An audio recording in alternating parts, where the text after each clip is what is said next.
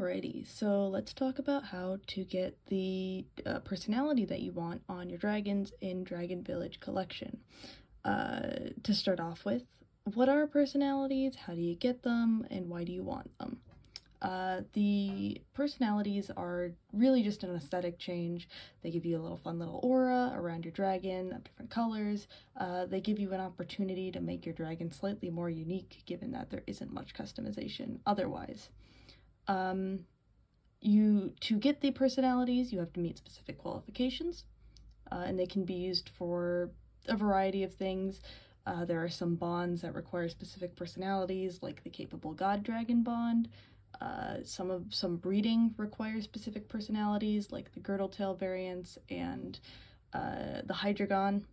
And some quests require them. There's one quest pretty early on that requires a Quick-Witted dragon. But other than that, it's primarily just for the aesthetics. Like I said, it makes your dragon slightly more unique to you when there isn't much else to do. There are a variety of ways to get personalities of different qualifiers, as I've been calling them. It's not always the same method. Some are view-based. Silent and Lovely are two examples. Some are stat-based, like Capable, Dull, or Perfectionist. Some are ability-based, like Lunatic. Some are based on how you care for your dragon, like Lonely or Introvert. Some are based on the lineage of your dragon, like Pure, Classy, Neat.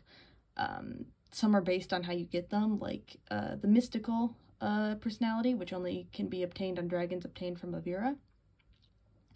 And then there are some that utilize multiple different methods, like Arrogant, which is stat-based and view-based, and Perfectionist, which is care-based and stat-based. And it is fully possible that there will be more methods in the future. Who knows what they will add in future updates. The most difficult one to understand is the stat-based ones. And this is because there are some hidden values in stats. You don't just know them, you have to go look them up. And so I'm going to be doing some examples of how to get these stat-based personalities. So the first step in figuring out what personality, how to get a personality on your dragon is, of course, to pick out the dragon that you want to put the personality on. For example, this 6 Leghorn has the Careful personality as its base, and let's say I want to put the Quick-Witted personality on it for that quest. Well, I don't just sit here and go, oh, I know how to get the Quick-Witted personality. What I do is I go to the wiki and I check how to get the Quick-Witted personality. So the Quick-Witted personality requires your agility to be the highest stat, and 2 or more stats that are not agility have to be tied for the lowest stat. Knowing that, we can now figure out how to get Quick-Witted on our dragon. Except we need to remember what the base personality was of the dragon that we are putting the personality on. So in this case, since our 6 Leghorn is the Careful personality, all dragons will start with one of 2 personalities for their species. In this case, this is Careful and Docile, but it varies based on the species of dragon and, you know, all that.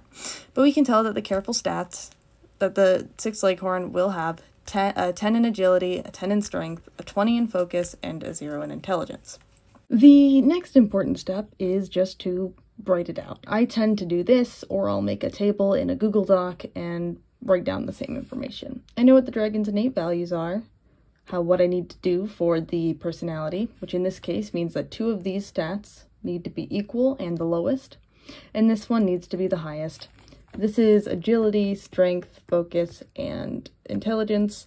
I always put them in this order because they are the order they are in the dragon's training page.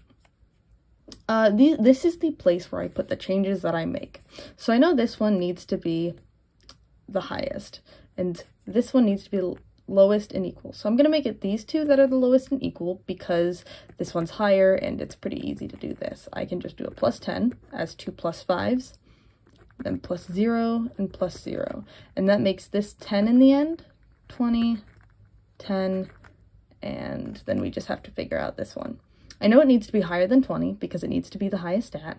So the easiest way to do that is just to do 2 plus 9s and get a plus 18 total and put that at 28. If you just do 1 plus 9, it only puts it at 19, which is not enough to go over that 20, but you could in theory do 1 plus 9 and 1 plus 3, and that would still get you to where you need to be.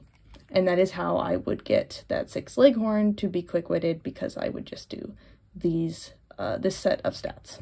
So now I'm going to show you how to do a trickier one, such as capable.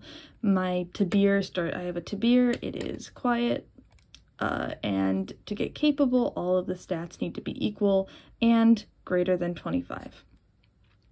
So what I usually do when trying to set stats equal to each other, especially in the case of capable, is I actually take a look at how you can figure things out with the trainings.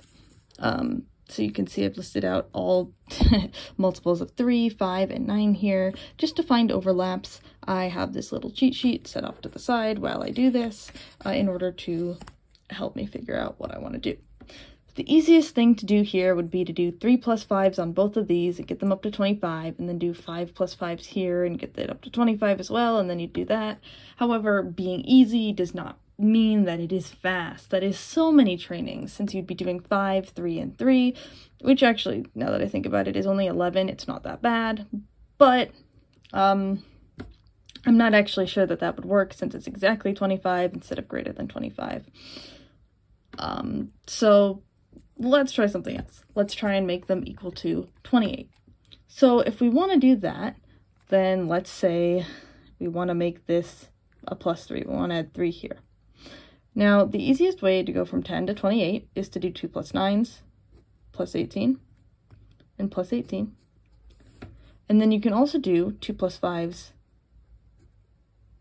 to do a plus 10 and a plus 18 from 2 plus 9s. And that way you get plus 28, plus 18, plus 3, plus 18.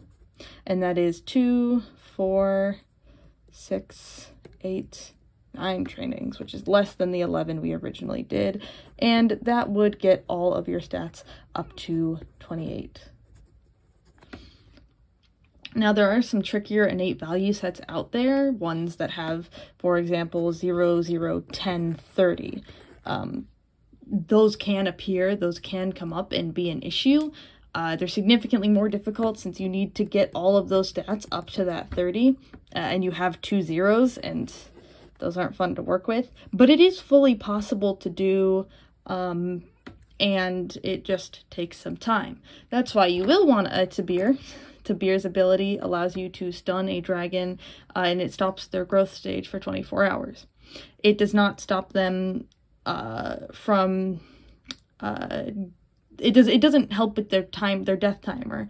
However, it does allow you to get in some more time with them, to train them, and especially if your dragon is in that adore stage, it will prolong that time, since the adore stage is 6 to 8 hours, whereas if you hit it with a Taabire, you will have 24 hours, and then it will evolve immediately after the stun wears off. Now, there are a couple notes I want to make about some other aspects of personalities. View-based personalities can be a little bit tricky. The lovely personality, for example, requires 300 views, which is a lot of views. Especially early on, most of my dragons only got about 40 or 50 before they reached the hatchling stage. The most useful dragon for this is the Rupia. Its ability gives you 100 views on whatever dragon it's used on, meaning that if you got 3, you could guarantee that your dragon will qualify for lovely. The other tricky view-based one is Silent.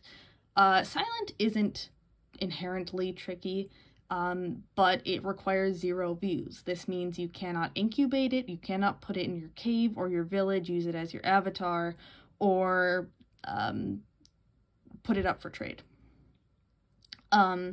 The only thing that you can't really control views with in that way is if they are a 2nd generation or 3rd generation dragon and someone owns one of the other dragons in that lineage, or you have the parent dragons in your village or something, someone can go to the parent dragon, click on their child tab, and view your dragon through that. Now, that is very out of the way and unlikely to happen, but it can happen, and I just wanted to make sure that was a thought in your head. I wanted to take note of that. Typically that doesn't happen. I've never had an issue getting silent, but there you go. Another note is that you can qualify for more than one personality. For example, a dragon could potentially qualify for silent, serious, immersed in, mystical, fearful, curious, charming, and a base personality, all at the same time. But that's where the RNG comes in. Your dragon cannot have all of those personalities at once. It only gets one personality. So the game randomly picks one of the personalities it qualifies for and gives it to that. Specifically, when it evolves into a hatchling, its personality is locked in and cannot be changed unless you have a Lunera. A Lunera their ability can re-roll the dragon's personality once they're at the hatchling stage. That is, they have to already qualify for that personality, and then the Lunera will run the RNG again, and it's still possible that you don't get the personality that you want. Which is why for some personalities, it's recommended that you do certain things. For example, if you are looking for the immersed in personality, you're going to be doing you need 150 stats you need 150 points in one stat. People recommend that you do one training in another stat, whatever, doesn't matter what the result is, but that way it will prevent you from getting the serious personality instead. And that goes for any personality that doesn't require training as well. For example, the lovely personality doesn't require any training, so it's recommended you do at least one so that it cuts you out of getting things like lonely, I think it's just lonely actually, but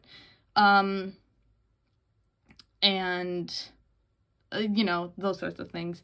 It's good to just look at all of the list of all the personalities on the wiki and just know what you're getting into, know what you're looking at, and know how to avoid the other ones. There are only 3 personalities that are actually guaranteed. Those are capable, dull, and lunatic.